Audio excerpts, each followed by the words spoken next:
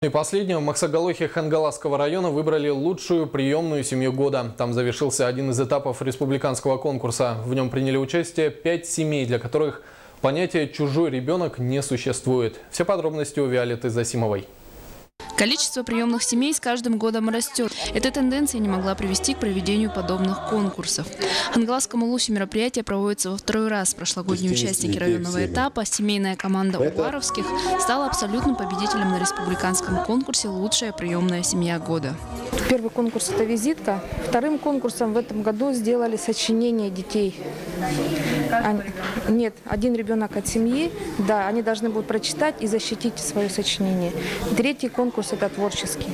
Из 5 семей, принимавших участие в конкурсе, 3 семьи неполные. Воспитанием детей занимается один родитель. Во всех 3 случаях это матери. В моей семье 4 детей, а там от них это 3, это приемные. Когда у меня дочка уже выросла, ушла она со школы, уже она учится в университете, это у меня как-то плохо стало одной.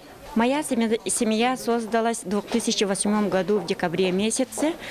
У меня сейчас находится 4 девочек и 1 моя родная дочка. В итоге право представлять Хангаласский улус на республиканском конкурсе «Лучшая приемная семья года» выиграла семья Яковлевых из села Ой.